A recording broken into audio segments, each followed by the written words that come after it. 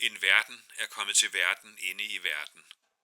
En sammentrængt verden, et forstenet perspektiv, en ufremkommelig fastlagt mening, så vel underbygget med betonfundamenter, stålkonstruktioner, med sammensvejsede blokmassiver, kolossformationer, fæstnet i et blændværk af vidt drevne udtryk, er kommet til verden, har ordnet sig, sat sig, fundet sted, en by. Et standardiseret kaos med fiktionen i orden. Sådan set er byen en masse, en porøs masse.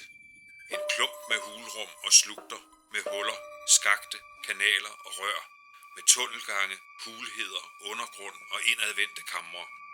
Kasser hægtet sammen, hængt op, forsøgsvis, fungerer om sider, tjener især til opbevaring og lukker sig tæt om de dertil indbyggede indbyggere.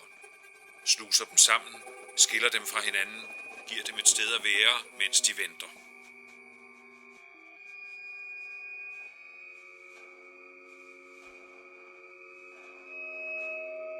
Sådan set er byen en forstening, et hult arrangement, en forkalket oversøisk svamp af beton, hvis labyrintiske forgreninger og blindveje tvinger de midlertidigt tilstedeværende indbyggere til at søge. Denne søgen fordeles over vejnet, busnet, tognet, via gadedøre til trapper, elevatorer, reporer, videre gennem gange, korridorer, omsider gennem forlokaler, baglokaler til lokaler, hvor man venter.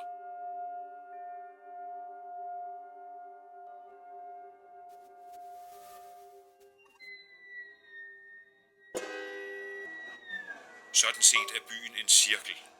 De midlertidigt bevægelige indbyggere sætter sig selv og hinanden i bevægelse og sætter derved cirklen i bevægelse. Indimellem, mens cirklen holder fiktionen i gang, bevæger de midlertidige indbyggere sig langsomt, står stille i parker, på pladser og torve og sidder på bænke, i restauranter og biografer, som om der var tale om frihed. Altså er der tale om frihed.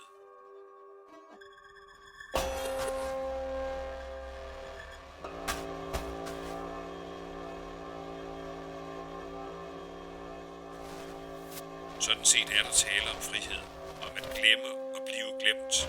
Dække den tilfældige død med det tilfældige liv. Lægge labyrinter til rette, der skjuler til sted, de steder, hvor byen i forbifarten tømmer sig for det, den har fortæret. Den bøjede tilbøjelighed, den ubevægelige bevægelse og den illusionsløse illusion.